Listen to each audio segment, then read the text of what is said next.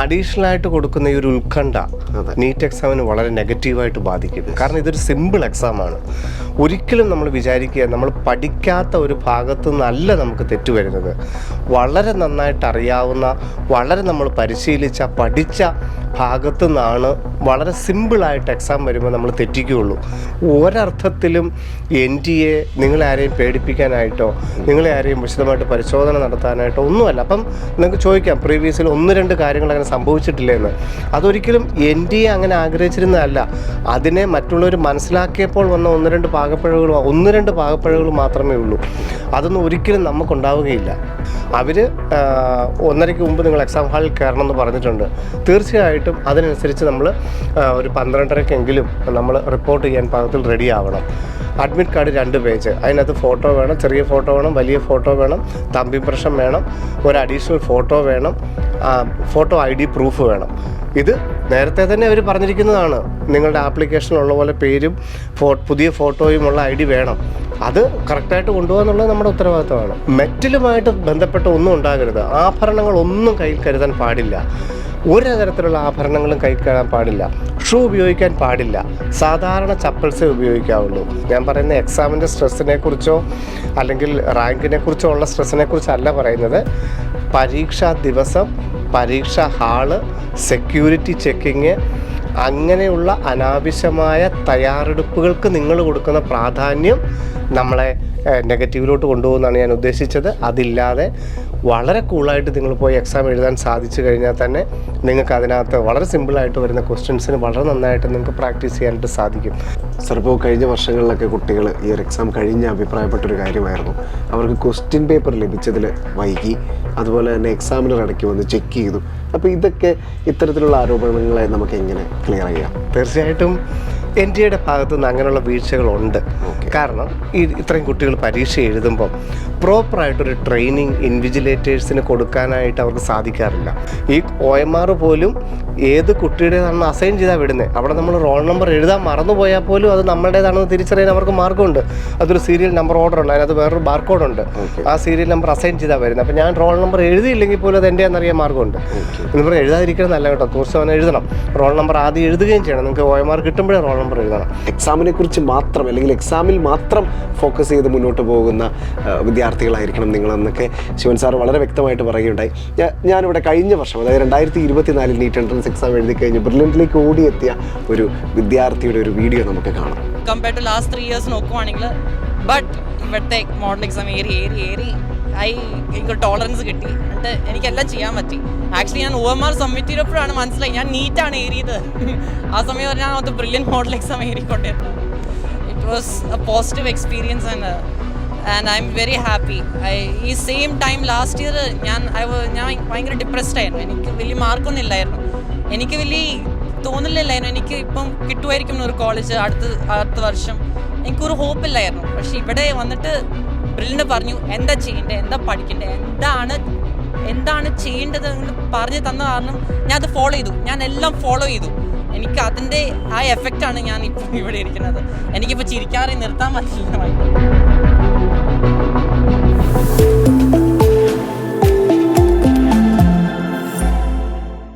ശിവൻ സാറിനൊപ്പം വന്ന പ്രോഗ്രാമിൻ്റെ 137ാമത് എപ്പിസോഡിലേക്ക് നമ്മൾ പ്രവേശിക്കുകയാണ്. നമസ്കാരം ശിവൻ സാർ. നമ്മുടെ കുട്ടികളെല്ലാവരും അവരുടെ നീറ്റ് പ്രിപ്പറേഷനുമായി ബന്ധപ്പെട്ടുള്ള ലാസ്റ്റ് ടൈം പ്രിപ്പറേഷൻ്റെ ഭാഗത്തിലേക്ക് മെയ് 4-ാം തീയതിക്ക് ഇനി 50 ദിവസങ്ങൾ കൃത്യമായിട്ട് പറയുകയാണെങ്കിൽ എനിക്ക് തോന്നുന്നു 48ാമത്തെ ദിവസമൊക്കെ അല്ലെങ്കിൽ 49ാമത്തെ ദിവസം നീറ്റ് എക്സാം എത്തുകയായി.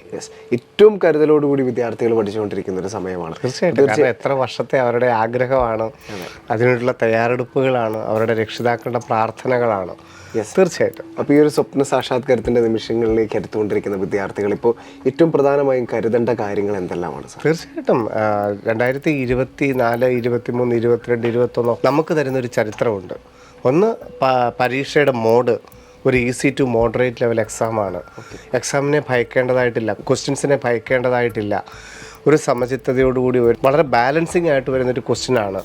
ഒരിക്കലും സബ്ജക്റ്റിൻ്റെ ഒരു സബ്ജക്റ്റ് എക്സ്പേർട്ട് എന്നുള്ളതിനൊക്കെ ഉപരി നമ്മളുടെ ഒരു പ്രാക്ടീസ്, ഒരു പരിശീലനം, അതിൻ്റെ ആവശ്യകതയാണ് നീറ്റിനെ നമുക്ക് കാണാനായിട്ട് സാധിക്കും. മറ്റൊരർത്ഥത്തിൽ പറഞ്ഞു കഴിഞ്ഞാൽ ഈ ചരിത്രം നമുക്ക് ബെർലിൻ്റെ വിജയവും കൂടി നമുക്ക് വലിയൊരു ആത്മവിശ്വാസം നൽകുന്നതാണ്. കാരണം ഈ കഴിഞ്ഞ വർഷങ്ങളിലൊക്കെ മുൻ വർഷങ്ങളിലെല്ലാം നമുക്ക് ഓരോ മെഡിക്കലിൻ്റെയും 90-92% വിജയമുള്ള ഒരു ഫാമിലിയിൽ തന്നെയാണ് ഞാൻ വർക്ക് ചെയ്തുകൊണ്ടിരിക്കുന്നത്. അപ്പം ഞാൻ കറക്റ്റ് പാറ്റേണിലാണ് പോകുന്നത്. ഇനി ഇവിടെ നിന്ന് എനിക്ക് എൻ്റെ മാർക്ക് എത്രയാണോ ഞാൻ ലക്ഷ്യം കണ്ടിരിക്കുന്നത് ആ ഗോൾ സെറ്റ് ചെയ്യുക എന്നുള്ള ലാസ്റ്റ് ടൈം പ്രിപ്പറേഷൻ, ആ ഗോൾ അച്ചീവ് ചെയ്യാനുള്ള ഒരു മാർഗ്ഗമാണ്. കാരണം വെളിയിൽ എന്ത് സംഭവിക്കുന്നു എന്നുള്ളതിനെക്കുറിച്ച് ആകുലപ്പെടേണ്ടതായിട്ടില്ല. അപ്പം 2 രീതിയിലും ഏറ്റവും ലാസ്റ്റ് ടൈം പ്രിപ്പറേഷൻ 81 ചാപ്റ്ററുകൾ, ആ 81 ചാപ്റ്ററുകൾ 180 മിനിറ്റുകൾക്കകത്തുള്ളിൽ നമുക്ക് ഓരോ റീലുകളായിട്ട് ഫോട്ടോ ഇമേജുകൾ പോലെ എത്രയും വേഗത്തിൽ അത് കൃത്യമായിട്ട് നമ്മുടെ ഉള്ളിൽ വന്നുകൊണ്ടിരിക്കണം. 81 ചാപ്റ്ററുകളും അതിൽ നിന്നുള്ള പല രീതിയിലുള്ള പല ലെവലിലുള്ള ഒബ്ജക്റ്റീവ് ടൈപ്പ് ക്വസ്റ്റ്യൻസ് മാറി മാറി നമുക്ക് വന്നുകൊണ്ടിരിക്കണം. അപ്പോൾ അത് തന്നെ നമ്മൾ പ്രാക്ടീസ് ചെയ്യുന്നു. ഇനിയുള്ള കൃത്യമായ ദിവസങ്ങളിൽ ധാരാളം പരീക്ഷകൾ നമ്മൾ തന്നെ ചോദ്യം തയ്യാറാക്കുന്നു. നമ്മൾ തന്നെ അതിൻ്റെ ഏത് ലെവലിൽ വേണമെന്നുള്ള easy to moderate level questions ധാരാളം നമ്മൾ തന്നെ ക്രിയേറ്റ് ചെയ്യുന്നു. നമ്മൾ തന്നെ ടൈം ബൗണ്ടായിട്ട് എഴുതുന്നു. OMRൽ എഴുതാനായിട്ട് നമ്മൾ പ്രാക്ടീസ് ചെയ്യുന്നു. എവിടെയെങ്കിലും നമുക്ക് മിസ്സിങ് വരുന്നുണ്ടെങ്കിൽ അതിനെക്കുറിച്ച് മാത്രം നമ്മൾ ആ ചാപ്റ്ററുകൾ മാത്രം എടുത്തൊന്നും കൂടെ നോക്കുന്നു. NCERTയുടെ ബയോളജിയുടെ പേജുകൾ എത്രത്തോളം നമ്മൾ ഇനിയും ഓവറോൾ ഒന്ന് കവർ ചെയ്ത് പോകുന്നു. അപ്പോൾ ഏറ്റവും ലാസ്റ്റ് മിനുക്ക് പണികൾക്കുള്ള മാത്രമുള്ള സമയങ്ങൾ മാത്രമാണിത്. അതിൻ്റെ ആവശ്യമേ ഉള്ളൂ. ഇനി ഇത്രയും പഠിച്ചവർക്ക്, ഇത്രയും നന്നായിട്ട് പഠിച്ചവർക്ക്, അതല്ലാത്തവർക്കുണ്ട്. ഇപ്പം ഈ വർഷം +2 ബോർഡ് എക്സാം എഴുതുന്നവരുണ്ട്. അപ്പോൾ +1 +2 അവരത്ര കാര്യമായിട്ട് നോക്കിയിട്ടില്ല. അപ്പം അവരിത് തയ്യാറാകേണ്ടതാണോ? തീർച്ചയായിട്ടും അവർ തയ്യാറാകണം. കാരണം ഇതിനു വേണ്ടിയിട്ട് ഞാനിനി ഒരു വർഷം മാറ്റി വെക്കണോ? എനിക്ക് ഈ ഒബ്ജക്റ്റീവ് ടൈപ്പിലുള്ള പ്രാധാന്യം എത്രയാണ്, ഇതെന്നെ കൊണ്ട് പറ്റുന്നതാണോ തിരിച്ചറിയണമെങ്കിൽ അവർ ഇനിയുള്ള 45 ദിവസം, ഇനിയുള്ള ഈ 48 ദിവസം ഏറ്റവും നന്നായിട്ട് തയ്യാറെടുക്കുകയും മെയ് 4-ാം തീയതി പരീക്ഷ എഴുതിയാലേ അവർക്ക് എത്രത്തോളം ഇതിനകത്തോട്ട് ഡെപ്തിലോട്ട് ഇറങ്ങിച്ചെല്ലാൻ പറ്റുള്ളൂ തിരിച്ചറിയാനായിട്ട് സാധിക്കുകയുള്ളൂ. ഇനി അതിൽ തന്നെ എക്സ്ട്രാ ഓർഡറുകളുണ്ട്. നമുക്കറിയാം നമ്മുടെ ക്രാഷ് കോഴ്സിൽ നിന്ന് കിട്ടിയ വിജയം. അപ്പം അവർക്കൊക്കെ അതിനൊക്കെയുള്ള സമയങ്ങളാണ്. പിന്നെ നമ്മുടെ +1 +2 ഒപ്പം ബ്രില്ലിനോടൊപ്പം ഉണ്ടായിരുന്നവരുണ്ട്. അവർക്ക് ബോർഡ് എക്സാം തീരുന്ന സമയമാണ്. അപ്പോൾ അവർക്കിനി ഫുൾ എൻട്രൻസിലോട്ട് മാത്രം ഫോക്കസ് ചെയ്യാനുള്ള സമയമാണ്. ഫസ്റ്റ് ഇയറും സെക്കൻഡ് ഇയറിനും ഒരേ പ്രാധാന്യമാണെന്നുള്ളത് മനസ്സിലാക്കുക. അപ്പോൾ അതിനനുസരിച്ച് അവനവൻ എന്താണോ അതിനെ ഏറ്റവും നല്ല രീതിയിൽ പോളിഷ് ചെയ്ത് നല്ലൊരു എക്സാമിന്, അത് വളരെ ഈസി ആയിട്ട് നടക്കുന്ന, ഒട്ടും ഡെപ്ത് അല്ലാതെ നടക്കുന്ന ഒരു ക്വസ്റ്റ്യന് വേണ്ടിയിട്ട് 180 മിനിറ്റിൽ നമുക്ക് ഏറ്റവും നന്നായിട്ട് പ്രാക്ടീസ് ചെയ്യാനുള്ള ഒരു അനുഭവ പരിചയം ഉണ്ടാക്കുക എന്നുള്ളതാണ് ഇനി നമ്മൾ ചെയ്യേണ്ട ഈ ലാസ്റ്റ് ടൈം പ്രിപ്പറേഷനിൽ ചെയ്യേണ്ടത്. സാർ, ഇപ്പോൾ കഴിഞ്ഞ പ്രാവശ്യം സാറിൻ്റെ വീഡിയോയിൽ സാർ പരാമർശിച്ചൊരു കാര്യം ഉണ്ടായിരുന്നു, നമ്മുടെ വെബ്സൈറ്റ് ഇനി എത്രത്തോളം അതെ നീറ്റിന് നമ്മൾ അപ്ലൈ ചെയ്ത് കഴിഞ്ഞു. എല്ലാവരും NEET.NIC.NIC.in എന്ന് പറയുന്ന വെബ്സൈറ്റ് വഴി അപ്ലൈ ചെയ്ത് കഴിഞ്ഞു. ഇനി അത് നിരന്തരം നമ്മളിങ്ങനെ വീക്ഷിച്ചുകൊണ്ടിരിക്കേണ്ട കാര്യമുണ്ടോ എന്നുള്ളതൊരു ഇതുണ്ട്. ഇല്ല, നമ്മളിനി ആ ഓൺലൈൻ ആപ്ലിക്കേഷൻ്റെ ആ സെക്ഷനൊക്കെ കഴിഞ്ഞു. ഇനി യഥാർത്ഥത്തിൽ ചെയ്യേണ്ടത് ഇൻഡിവിജ്വലായിട്ട് എന്തെങ്കിലും ഒരു ഡീറ്റെയിൽ ഉണ്ടെങ്കിൽ, അതായത് ഇപ്പം നമ്മൾ ഫോട്ടോയും സിഗ്നേച്ചറുമാണ് അവർ വെരിഫൈ ചെയ്യുന്നത്. ആ ഫോട്ടോയും സിഗ്നേച്ചറും മാത്രമേ വെരിഫൈ ചെയ്യുകയുള്ളൂ. അത് വെരിഫൈ ചെയ്തിട്ട് ക്ലാരിറ്റി ഇല്ല എങ്കിൽ അത് അവർക്ക് സഫീഷ്യൻ്റ് ആയിട്ട് ആളെ തിരിച്ചറിയാൻ ഉപകരിക്കാത്ത രീതിയിലുള്ളതാണെങ്കിൽ മാത്രം അത് മാറ്റി ചെയ്യാനായിട്ടൊരു അവസരം കൂടെ തരും. ഫോട്ടോയും സിഗ്നേച്ചറും മാത്രം. അത് തന്നെ നമ്മളെ മൊബൈൽ വഴിയുള്ള SMS ആയിട്ടും ഇമെയിൽ വഴിയും നമ്മളെ അറിയിക്കും. ഇമേജ് ഡിസ്ക്രിപ്ഷൻസ് എന്ന് പറഞ്ഞുകൊണ്ട് മെസ്സേജും വരും, ഇമെയിലും വരും. അങ്ങനെയുള്ളവർ മാത്രം നീറ്റിൻ്റെ വെബ്സൈറ്റിൽ കയറുകയും അത് മാത്രം, ഇപ്പോൾ ഫോട്ടോ ആയിരിക്കും ചിലപ്പോൾ പറയുന്നത്, അല്ലെങ്കിൽ സിഗ്നേച്ചർ ആയിരിക്കാം പറയുന്നത്, അത് മാറ്റം. അത് ഈ 25 ലക്ഷം പേരിലൊരു 100 പേർക്ക് മാക്സിമം, അതായത് 0.01% എന്ന് വേണേൽ പറയാം. അല്ല, അതിലും താഴെയുള്ളവർക്ക് മാത്രമേ അങ്ങനെയൊക്കെ വരികയുള്ളൂ. ഇപ്പം നമ്മുടെ ഇവിടെ നിന്ന് ഒരു കുട്ടിക്ക് അങ്ങനെ വരില്ല. കാരണം നമുക്കത് വളരെ കൃത്യമായിട്ട് അതിൻ്റെ ഡീറ്റെയിൽസ് എല്ലാം കിട്ടിയതാണ്. ഇനി അങ്ങനെ ഉണ്ടെങ്കിൽ തന്നെ ആ സമയത്ത് അത് ഇൻഡിവിജ്വലായിട്ട് ഇത് കിട്ടും. അതൊരു ഏപ്രിൽ 2ാമത്തെ ആഴ്ച മാത്രമേ അങ്ങനെ കിട്ടുകയുള്ളൂ. അപ്പം നിരന്തരം ഇനി ആ സൈറ്റിനകത്ത് ഇങ്ങനെ നോക്കിക്കൊണ്ടിരിക്കേണ്ട കാര്യമില്ല. കേരളയ്ക്ക് നേരെ തിരിച്ചുമാണ്. കേരള എൻട്രൻസിൻ്റെ വെബ്സൈറ്റിൽ നമുക്കറിയാം സർട്ടിഫിക്കറ്റ് വെരിഫിക്കേഷൻ നടക്കുന്നുണ്ട്. പേരിൻ്റെയും ഡേറ്റ് ഓഫ് ബർത്തിൻ്റെയും കറക്ഷൻസൊക്കെ വരുന്ന, കാരണം എഞ്ചിനീയറിംഗ് എക്സാമിന് വേണ്ടിയിട്ട് വെരിഫൈ ചെയ്തുകൊണ്ടുകൊണ്ട് കാൻഡിഡേറ്റിൻ്റെ പേരൊക്കെ ഇപ്പോൾ വെരിഫൈ ചെയ്യുന്നുണ്ട്, ഡേറ്റ് ഓഫ് ബർത്ത് വെരിഫൈ ചെയ്യുന്നുണ്ട്. അപ്പം അതിൻ്റെ അലേർട്ടുകൾ വന്നുകൊണ്ടിരിക്കും. നീറ്റിൻ്റെ വെബ്സൈറ്റുമായിട്ട് ബന്ധപ്പെട്ട് ഇനി ഈ ഇമേജ് ഡിസ്ക്രിപ്ഷൻസ് മാത്രമേ വരാനുള്ളൂ. അത് പക്ഷേ 1% താഴെ, അല്ലെങ്കിൽ 0.01% താഴെയുള്ളവർക്ക് മാത്രമേ വരികയുള്ളൂ. അല്ലെങ്കിൽ ഏപ്രിൽ 26-ാം തീയതി എക്സാം സിറ്റി അനൗൺസ്മെൻറ്റ്, ഏത് ജില്ലയിലാണ് പരീക്ഷ എന്നുള്ളത് മാത്രമേ വരികയുള്ളൂ. മെയ് 1-ാം തീയതി മുതൽ അഡ്മിറ്റ് കാർഡ് വരും. മെയ് 4-ാം തീയതി നമ്മൾ പരീക്ഷ എഴുതുന്നു. സാർ അതുപോലെ തന്നെ ഏറ്റവും ഇമ്പോർട്ടൻ്റ് ആയിട്ടുള്ള ഒരു കാര്യമാണ് ഈ അഡ്മിറ്റ് കാർഡ് എന്ന് പറയുന്നത്. അതുമായി ബന്ധപ്പെട്ട് ഒരുപാട് സംശയങ്ങൾ ഇപ്പോൾ നമ്മുടെ വിദ്യാർത്ഥികൾക്കും പേരൻസിനുണ്ട് താനും. ഇപ്പോൾ അഡ്മിറ്റ് കാർഡുമായിട്ട് ഒരു എക്സാം ഹാളിലേക്ക് പ്രവേശിക്കുന്ന കുട്ടി എന്തൊക്കെ ID കാർഡുകൾ കയ്യിലുണ്ട്? തീർച്ചയായിട്ടും നമുക്ക് ഓൺലൈൻ അപ്ലൈ ചെയ്തപ്പോഴുള്ള പേര്, അതുപോലെ തന്നെ നമ്മുടെ ഫോട്ടോ, ഇത് രണ്ടുമാണ് എക്സാം സെൻട്രൽ വെരിഫൈ ചെയ്യുന്നത്. അവിടെ നമ്മുടെ അഡ്രസ്സ് വെരിഫൈ ചെയ്യുന്നില്ല, നമ്മുടെ കാറ്റഗറി വെരിഫൈ ചെയ്യുന്നില്ല, നമ്മുടെ അച്ഛൻ്റെ അമ്മയുടെ പേര് വെരിഫൈ ചെയ്യുന്നില്ല. ഈ നമ്മൾ അപ്ലൈ ചെയ്ത നമ്മുടെ അഡ്മിറ്റ് കാർഡിലുള്ള പേര്, നമ്മുടെ ഫോട്ടോ, ഇത് എക്സാക്ട്ലി സെയിം ആയിട്ടുള്ള ഏത് ID പ്രൂഫും നമുക്ക് കൊണ്ടുപോകാം. കൂടുതൽ ആൾക്കാരും ആധാറാണ് കൊണ്ടുപോകുന്നതെന്ന് മാത്രം. അപ്പം ഫോട്ടോയും പേരും ഓൺലൈൻ അപ്ലൈ ചെയ്തപ്പം 10ാം ക്ലാസ് ഉള്ളതുപോലെ അല്ല, ഓൺലൈൻ അപ്ലൈ ചെയ്തതുപോലെ കറക്റ്റായിട്ടുള്ളത് ഏതാണോ, ഓൺലൈൻ അപ്ലൈ ചെയ്തപ്പോൾ നിങ്ങളുടെ പേര്, നിങ്ങളുടെ ഫോട്ടോ, അത് സെയിം ആയിട്ടുള്ളത് ഒരു ID പ്രൂഫ്. ആധാറാണെങ്കിൽ ആധാർ, അതിനകത്തെ അഡ്രസ്സോ അതിനകത്തെ ഡേറ്റ് ഓഫ് ബർത്തോ അതിനകത്തെ അച്ഛൻ്റെ അമ്മയുടെ പേരോ ഇതൊന്നും നോക്കില്ല. പിന്നെ ആധാറല്ല, +2 ഹോൾ ടിക്കറ്റ് ആണെങ്കിൽ +2 ഹോൾ ടിക്കറ്റ്, അല്ലെങ്കിൽ ആധാർ അപ്ഡേറ്റ് ചെയ്ത എൻറോൾമെൻറ്റ് ഫോം, അല്ലെങ്കിൽ ആധാർ, അല്ലെങ്കിൽ പാൻ കാർഡ്, അല്ലെങ്കിൽ പാസ്പോർട്ട്. അപ്പം ഈ പറഞ്ഞ കാര്യങ്ങളുള്ള ഏത് ID ഉപയോഗിച്ച് നമുക്ക് പരീക്ഷ എഴുതാം. അതിനെക്കുറിച്ചൊക്കെ വളരെ ഡീറ്റെയിൽ ആയിട്ട് നമുക്ക് ഈ മെയ് 1-ാം തീയതി അഡ്മിറ്റ് കാർഡ് വരുമ്പോൾ മനസ്സിലാക്കാനായിട്ട് സാധിക്കുകയും ചെയ്യും. അപ്പോൾ അഡ്മിറ്റ് കാർഡ് 2 പേജാണ്, നമ്മൾ കഴിഞ്ഞോണം മെൻഷൻ ചെയ്തതാണ്. അതിനകത്തൊരു ചെറിയ പാസ്പോർട്ട് സൈസ് ഫോട്ടോ ഒട്ടിക്കുന്നു, 2ാമത്തെ പേജ് വലിയ പോസ്റ്റ് കാർഡ് സൈസ് ഫോട്ടോ ഒട്ടിക്കുന്നു, ID പ്രൂഫ് ആയിട്ട് നമ്മൾ പോയി പരീക്ഷ എഴുതുന്നു. ഒരു അഡീഷണൽ ഫോട്ടോയും നമ്മൾ കൊണ്ടുപോകണം. അതിൻ്റെ ആ അഡ്മിറ്റ് കാർഡ് വരുന്ന സമയത്ത് അതിൻ്റെ ഡീറ്റെയിൽ ആയിട്ടുള്ള വീഡിയോ നമ്മൾ ചെയ്യുന്നതാണ്. ആ അഡ്മിറ്റ് കാർഡും ID പ്രൂഫും ഒരു അഡീഷണൽ ഫോട്ടോയുമായിട്ട് നമുക്ക് പരീക്ഷ എഴുതാനായിട്ട് സാധിക്കും. സാർ, ഈ ഒരു എക്സാം അടുത്ത് വരുന്ന സമയങ്ങളിൽ കുട്ടികൾ കുറേ കാര്യങ്ങളിൽ കൺസേൺ ആവാറുണ്ട്. തീർച്ചയായിട്ടും അത് നമ്മളിപ്പോൾ സാറിൻ്റെ ആദ്യം ചോദിച്ച ചോദ്യത്തിന് തന്നെ ഉള്ള ഉത്തരം അവിടെയും കൂടെ അത് പരാമർശിക്കേണ്ടതാണ്. കാരണം അഡീഷണൽ ആയിട്ട് കൊടുക്കുന്ന ഈ ഒരു ഉത്കണ്ഠ നീറ്റ് എക്സാമിന് വളരെ നെഗറ്റീവായിട്ട് ബാധിക്കും. കാരണം ഇതൊരു സിമ്പിൾ എക്സാമാണ്.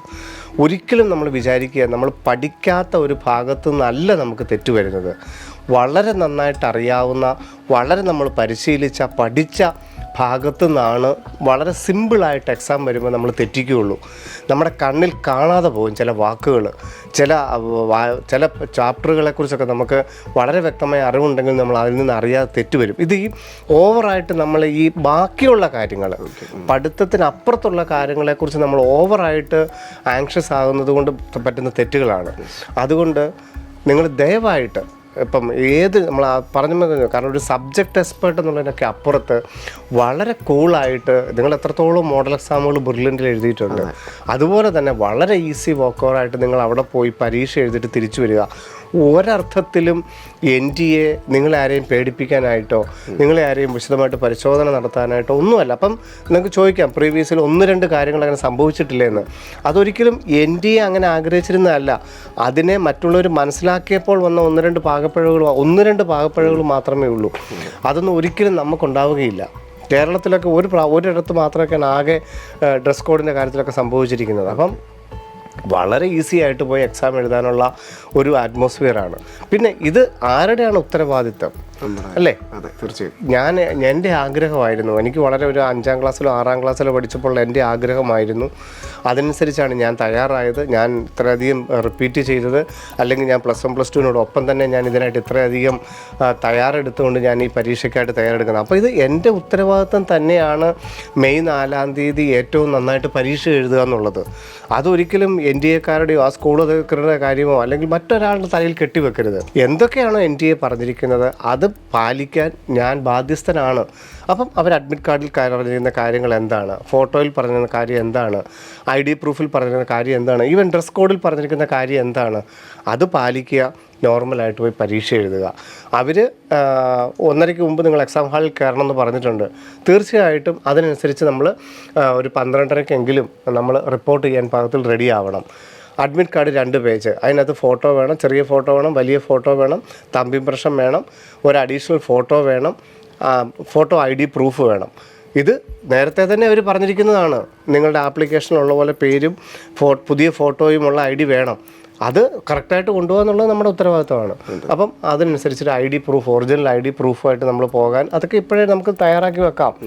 പിന്നെ ഡ്രസ് കോഡിൻ്റെ കാര്യത്തിൽ ആകെ അവർ പറയുന്നത് ഫുൾ സ്ലീവ് ഉണ്ടാകരുത്, കാരണം കൈ ഫുൾ സ്ലീവ് ഉണ്ടാകരുത്, ഷാള് പോലെയുള്ളത് വേണ്ട, വലിയ ബട്ടൺസ് പോലെ വേണ്ട, അതുപോലെ എഴുതിയത് വലിയ രീതിയിൽ എഴുതിയത്, ചെറിയ സ്ലിപ്പുകളല്ല, വലിയ രീതിയിൽ എഴുതിയ വസ്ത്രങ്ങളും വേണ്ട, അത്ര മാത്രമേ പറയുന്നുള്ളൂ. അതല്ലാതെ ഒന്നും ഇന്ന ഡ്രസ്സ് ഇടരുത്, ഇപ്പോൾ ലെഗിൻസ് ഇടരുത്, അല്ലെങ്കിൽ പലാസോ ഇടരുത്, അല്ലെങ്കിൽ ജീൻസ് ഇടരുത്, സിബ് ഉപയോഗിക്കരുത്, അങ്ങനെയൊന്നും പറയുന്നില്ല. മെറ്റലുമായിട്ട് ബന്ധപ്പെട്ട ഒന്നും ഉണ്ടാകരുത്, ആഭരണങ്ങളൊന്നും കയ്യിൽ കരുതാൻ പാടില്ല, ഒരു തരത്തിലുള്ള ആഭരണങ്ങളും കൈ കയറാൻ പാടില്ല, ഷൂ ഉപയോഗിക്കാൻ പാടില്ല, സാധാരണ ചപ്പൽസേ ഉപയോഗിക്കാവുള്ളൂ. പോക്കറ്റിൻ്റെ കാര്യത്തിലൊന്നും അവർക്ക് യാതൊരു തടസ്സവും ഇല്ല. ഒത്തിരി മൾട്ടി പോക്കറ്റുകൾ, ഇപ്പോൾ പഴയ പോലെ തന്നെ 4-5 ലെവലുള്ള പോക്കറ്റുകളൊക്കെ ഉണ്ട്, 10 പോക്കറ്റുകളൊക്കെ ഉള്ള, അങ്ങനെയൊക്കെ ഒഴിവാക്കണം. നോർമലി 1-2 പോക്കറ്റ് അല്ലെങ്കിൽ 4 പോക്കറ്റ്, ഷർട്ടിനൊരു പോക്കറ്റൊന്നും യാതൊരു കുഴപ്പമില്ല, കോളറിനൊന്നും ഒരു കുഴപ്പമില്ല. കറുത്ത ഷർട്ടിനോ ചുമല ചുരിദാറിനോ അങ്ങനെയൊന്നും യാതൊരു കുഴപ്പവുമില്ല. നോർമലി പോയി നമ്മൾ ഒരു നല്ല ഒരു വസ്ത്രം ധരിച്ച് നമ്മൾ പോയി പരീക്ഷ എഴുതുക എന്നുള്ളത് മാത്രം ഓർത്താൽ മതി. അത് നമ്മുടെ ഉത്തരവാദിത്തമായിട്ട് പോയി എഴുതണം. അല്ലാതെ ഓവറായിട്ട് തയ്യാറെടുക്കുന്നത് നീറ്റിന് നല്ലതാണെന്ന് എനിക്ക് തോന്നുന്നില്ല. എത്രത്തോളം നിങ്ങൾക്കത് വളരെ സിമ്പിളായിട്ട് എഴുതാൻ സാധിക്കുമോ, നീറ്റിന് ഒരു 50 മാർക്കെങ്കിലും നിങ്ങൾക്ക് അവിടെ നമുക്ക് ഏറ്റവും നല്ല രീതിയിൽ ഓവർ ആങ്ഷ്യസ് അല്ല. പരീക്ഷയെക്കുറിച്ച് ഞാൻ പറയുന്ന എക്സാമിൻ്റെ സ്ട്രെസ്സിനെ കുറിച്ചോ അല്ലെങ്കിൽ റാങ്കിനെ കുറിച്ചോ ഉള്ള സ്ട്രെസ്സിനെ കുറിച്ചല്ല പറയുന്നത്. പരീക്ഷാ ദിവസം, പരീക്ഷാ ഹാള്, സെക്യൂരിറ്റി ചെക്കിങ്, അങ്ങനെയുള്ള അനാവശ്യമായ തയ്യാറെടുപ്പുകൾക്ക് നിങ്ങൾ കൊടുക്കുന്ന പ്രാധാന്യം നമ്മളെ നെഗറ്റീവിലോട്ട് കൊണ്ടുപോകുന്നതാണ് ഞാൻ ഉദ്ദേശിച്ചത്. അതില്ലാതെ വളരെ കൂളായിട്ട് നിങ്ങൾ പോയി എക്സാം എഴുതാൻ സാധിച്ചു കഴിഞ്ഞാൽ തന്നെ നിങ്ങൾക്ക് അതിനകത്ത് വളരെ സിമ്പിളായിട്ട് വരുന്ന ക്വസ്റ്റ്യൻസിന് വളരെ നന്നായിട്ട് നിങ്ങൾക്ക് പ്രാക്ടീസ് ചെയ്യാനായിട്ട് സാധിക്കും.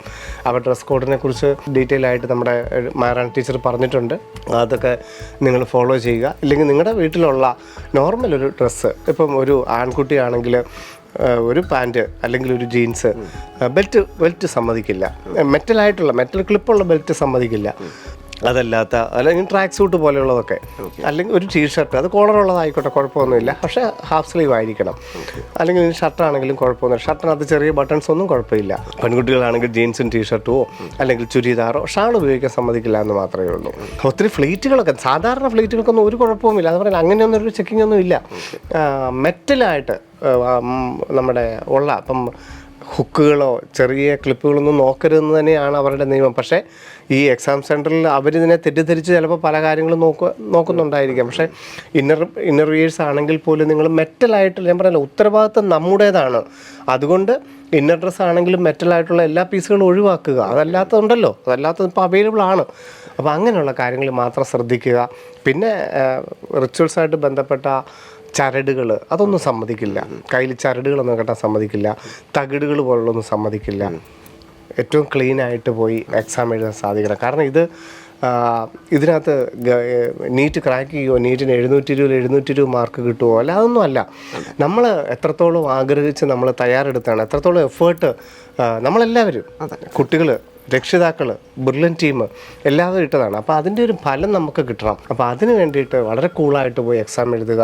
വളരെ ഈസി ലെവലിൽ നടക്കുന്ന ഒരു എക്സാം ആയിരിക്കും. ഒരു തരത്തിലുള്ള ഡിസ്കംഫേർട്ട് നിങ്ങൾക്ക് എൻ ഡി എയുടെ ഭാഗത്തുനിന്നും ഉണ്ടാവില്ല. കാരണം ഈ വർഷം കളക്ടറുടെയൊക്കെ മേൽനോട്ടത്തിൽ തന്നെയാണ് ഓരോ ജില്ലകളിലും ഇതിൻ്റെ സെക്യൂരിറ്റികളെല്ലാം അറേഞ്ച് ചെയ്തിരിക്കുന്നത്. അപ്പം ഒരു തരത്തിൽ നിങ്ങൾക്ക് ബുദ്ധിമുട്ടുണ്ടാവില്ല.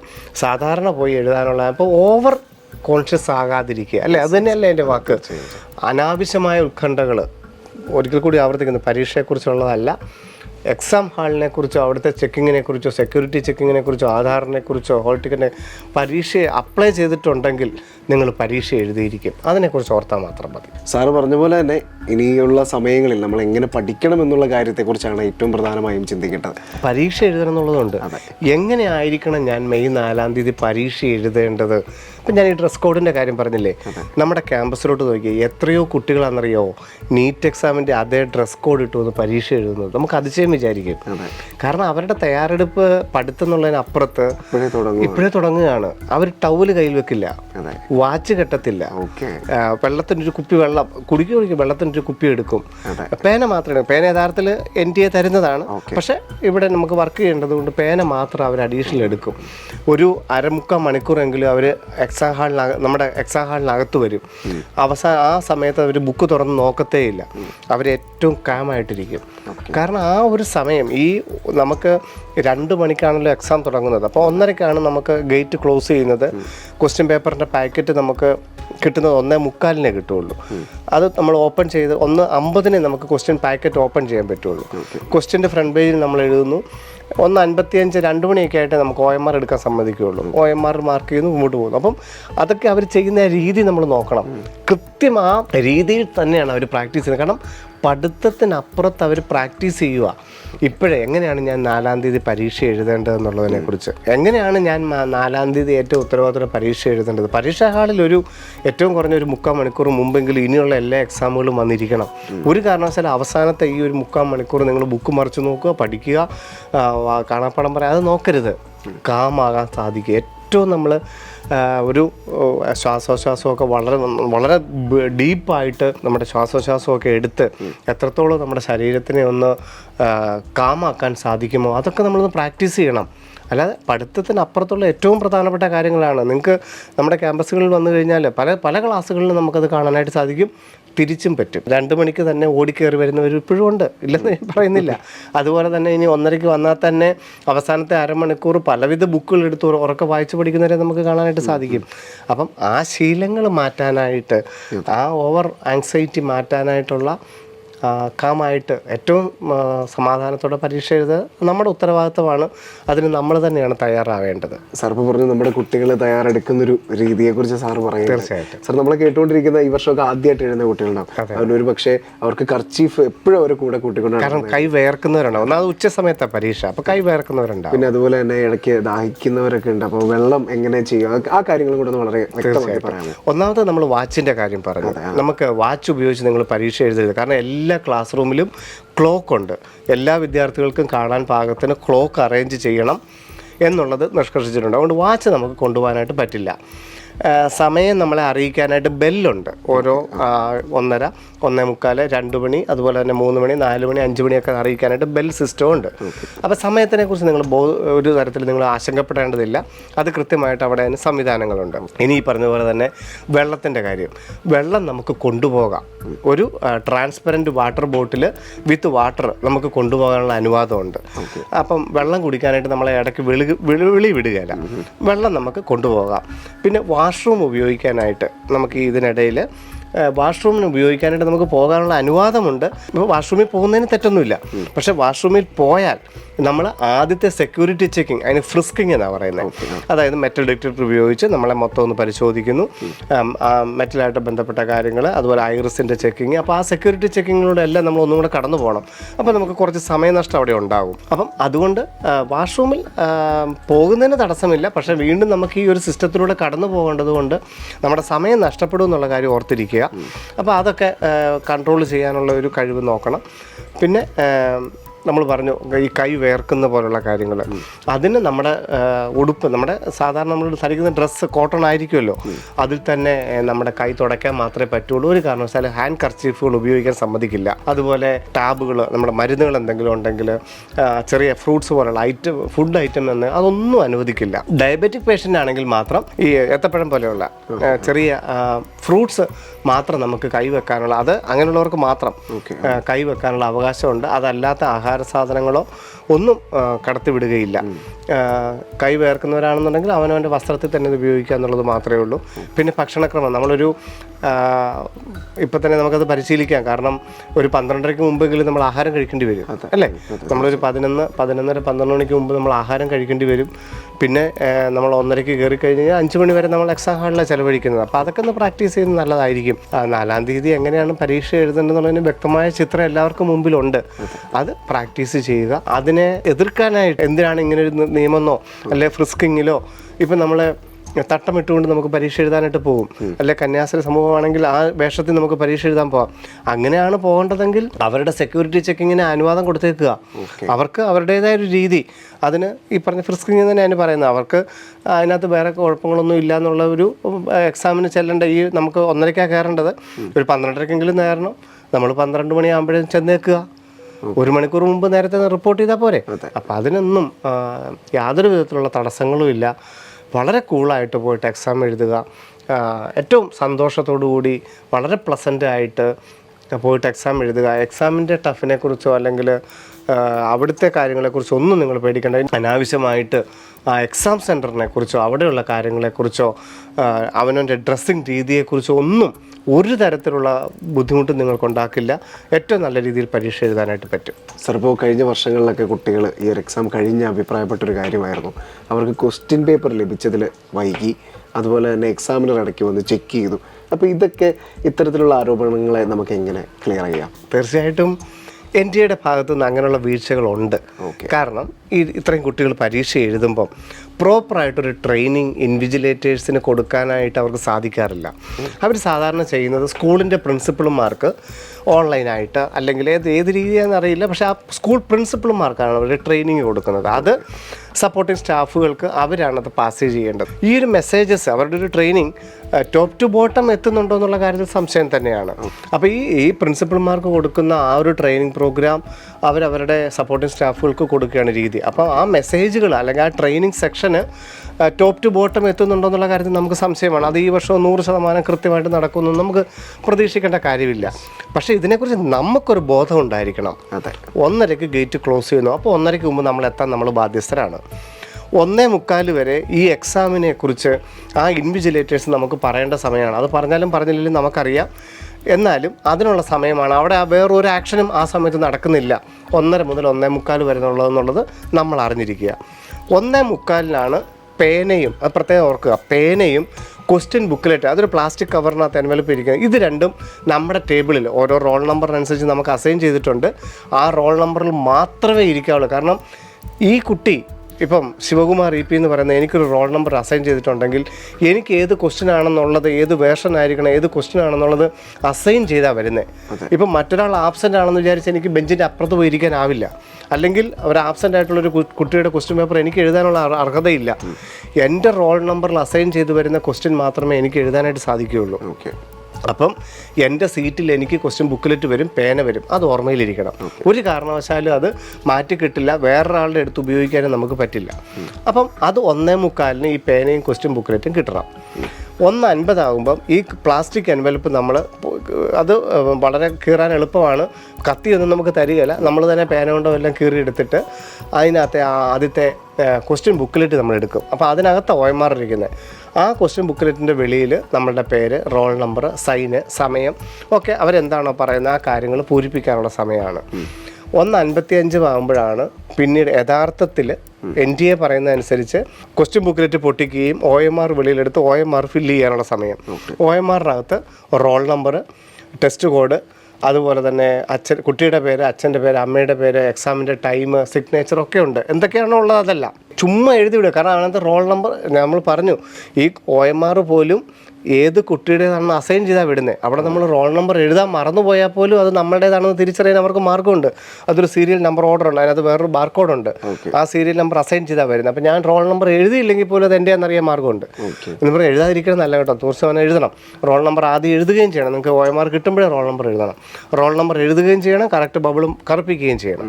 അപ്പം ഇൻ കേസ് അത് തെറ്റിപ്പോയാലും കുഴപ്പമില്ല. റോൾ നമ്പർ ഇപ്പോൾ തെറ്റിപ്പെടുന്നെങ്കിൽ മാറ്റി മാർക്ക് ചെയ്യുന്നോർത്തൊന്നും ഒരു പ്രശ്നമില്ല. അപ്പം അത് 1:55 എന്ന് ഓർക്കുക. 2 മണി തൊട്ട് 5 മണി വരെയാണ് പരീക്ഷ എഴുതാനുള്ള സമയം. ഇതിനിടയിൽ നിങ്ങളുടെ ഫോട്ടോ എടുക്കാനായിട്ട് വരും, നിങ്ങളുടെ ID പ്രൂഫ് ചെക്ക് ചെയ്യാനായിട്ട് വരും, അറ്റൻഡ് ഷീറ്റിൽ 2 പ്രാവശ്യം ഒപ്പിടാനായിട്ട് വരും, ഫോട്ടോ ഒട്ടിക്കാനായിട്ട് വരും, തമ്പ് ഇംപ്രഷൻ വരും. ഇതൊക്കെ വരും. ഇതിനെല്ലാം കൂടെ ഒരു 10-20 സെക്കൻഡുകളൊക്കെ എടുക്കുകയുള്ളൂ. 2-3 പ്രാവശ്യം വരും. ഇതൊക്കെ ഇതിൻ്റെ എല്ലാവരും ഈ നിയമങ്ങളിലൂടെയാണ് കടന്നു പോകുന്നത്. അപ്പോൾ അതിനകത്തൊക്കെ 1-2 മിനിറ്റിന് താമസിച്ചു പോയി, 2 മണി കഴിഞ്ഞ് 2:05 ആയി. നമുക്ക് എപ്പോഴാണോ നമ്മുടെ കയ്യിൽ ഈ OMR കിട്ടുന്നത് ആ സമയം മുതൽ 5 മണി വരെയാണ് നമുക്കുള്ള സമയം. ഏറ്റവും നന്നായിട്ട് എഴുതി തീർക്കുക. ആ OMRൽ എന്ത് ബബിളാണ്, എത്രത്തോളം ബബിളുകൾ കറക്റ്റ് ആണെന്നുള്ളത് മാത്രമാണ് നീറ്റ് 2025 നമ്മുടെ റാങ്കിനെ തീരുമാനിക്കുന്നത്.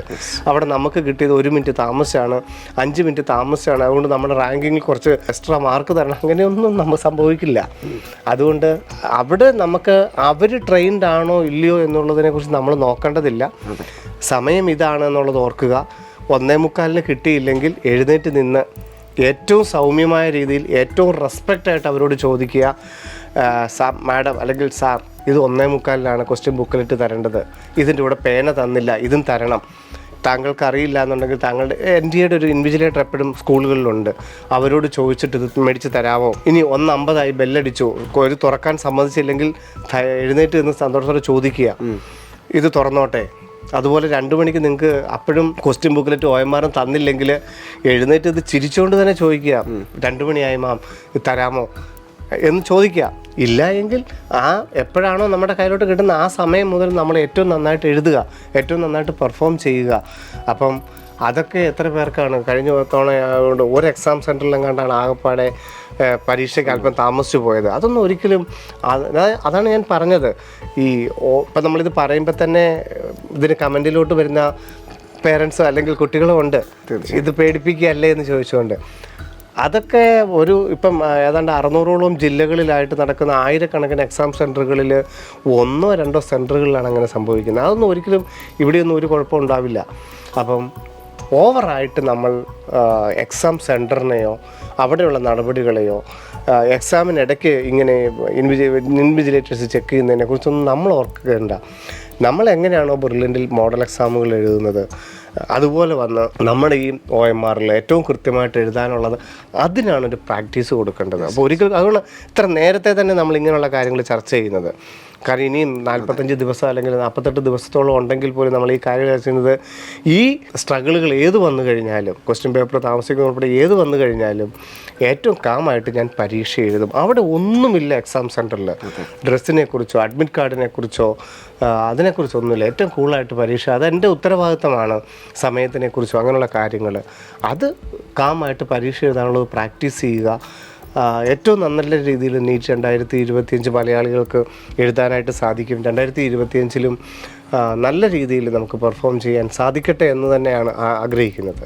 ഇന്നത്തെ ശിവൻ സാറിനൊപ്പം നീറ്റ് 2025 എഴുതുന്ന എല്ലാ വിദ്യാർത്ഥികൾക്കും ഒരുപാട് ആത്മവിശ്വാസം തരുന്ന ഒരു എപ്പിസോഡായിരുന്നു.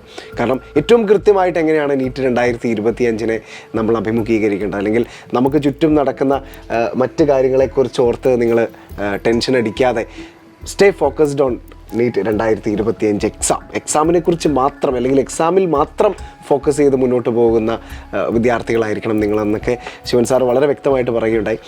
ഞാനിവിടെ കഴിഞ്ഞ വർഷം, അതായത് 2024 നീറ്റ് എൻട്രൻസ് എക്സാം എഴുതി കഴിഞ്ഞ് ബ്രില്യൻറ്റിലേക്ക് ഓടിയെത്തിയ ഒരു വിദ്യാർത്ഥിയുടെ ഒരു വീഡിയോ നമുക്ക് കാണാം. എങ്ങനെയുണ്ടായിരുന്നു exam? In short it was amazing. എനിക്ക് എല്ലാം ഇറാൻ പറ്റി. എനിക്ക് എല്ലാം നല്ല കോൺഫിഡൻസ് ഉണ്ട് എനിക്ക് നല്ല കോളേജിൽ കിട്ടുമെന്ന്. എനിക്ക് I am too happy right now to say things. എനിക്ക് പറയാൻ പറ്റില്ല. എനിക്ക് ഭയങ്കര നന്ദി ബ്രില്യനോട്. എന്നിട്ട് എക്സാം നല്ല എളുപ്പമായിരുന്നു. ആക്ച്വലി പൊതുവെ ടഫായിരുന്നു കമ്പയർഡ് ടു ലാസ്റ്റ് 3 years നോക്കുവാണെങ്കിൽ. ബട്ട് ഇവിടുത്തെ മോഡൽ എക്സാം ഏറി എനിക്ക് ടോളറൻസ് കിട്ടി. എന്നിട്ട് എനിക്കെല്ലാം ചെയ്യാൻ പറ്റി. ആക്ച്വലി ഞാൻ OMR സബ്മിറ്റ് ചെയ്തപ്പോഴാണ് മനസ്സിലായി ഞാൻ നീറ്റാണ് ഏറിയത്. ആ സമയം ഞാൻ മൊത്തം ബ്രില്യൻ മോഡൽ എക്സാം ഏറിക്കൊണ്ടിരുന്നതാണ്. It was a positive experience and I am very happy. ഈ സെയിം ടൈം ലാസ്റ്റ് ഇയർ ഞാൻ ഭയങ്കര ഡിപ്രസ്ഡ് ആയിരുന്നു. എനിക്ക് വലിയ മാർക്കൊന്നും ഇല്ലായിരുന്നു. എനിക്ക് വലിയ തോന്നില്ലായിരുന്നു എനിക്ക് ഇപ്പം കിട്ടുമായിരിക്കും ഒരു കോളേജ് അടുത്ത വർഷം. എനിക്കൊരു ഹോപ്പില്ലായിരുന്നു. പക്ഷെ ഇവിടെ വന്നിട്ട് ബ്രില്ലിന് പറഞ്ഞു എന്താ ചെയ്യേണ്ടത്, എന്താ പഠിക്കേണ്ടത്, എന്താണ് ചെയ്യേണ്ടത് എന്ന് പറഞ്ഞു തന്ന കാരണം ഞാൻ അത് ഫോളോ ചെയ്തു. ഞാൻ എല്ലാം ഫോളോ ചെയ്തു. എനിക്ക് അതിൻ്റെ ആ എഫക്റ്റാണ് ഞാൻ ഇപ്പോൾ ഇവിടെ ഇരിക്കുന്നത്. എനിക്കിപ്പോൾ ചിരിക്കാതെ നിർത്താൻ പറ്റില്ല. ഭയങ്കര സന്തോഷം. അതെ. ഇന്ന് ശിവൻ സാർ നമ്മളോട് എൻ്റെ എപ്പിസോഡിൽ പറഞ്ഞത് 3 വാക്കുകളിൽ പറയുകയാണെങ്കിൽ, നിങ്ങൾ ചിരിച്ചുകൊണ്ട് എക്സാം ഹാളിലേക്ക് പ്രവേശിക്കുക, അവിടെയും വളരെ ആത്മസമീപനം പാലിച്ച് എക്സാമിനെ സമീപിക്കുക, വീണ്ടും തിരികെ ചിരിച്ചുകൊണ്ട് അല്ലെ ആശ്വാസത്തോടെ തിരികെ വീടുകളിലേക്ക് മാതാപിതാക്കൾക്കൊപ്പം എത്തുക. ഇത്രയുമാണ് ശിവൻ സാർ ഇന്ന് നമ്മുടെ എപ്പിസോഡിൽ വളരെ വ്യക്തമായി എങ്ങനെ നമ്മൾ ഓരോ കാര്യങ്ങളും ചെയ്യണമെന്നുള്ളത് നമുക്ക് പറഞ്ഞു തന്നത്.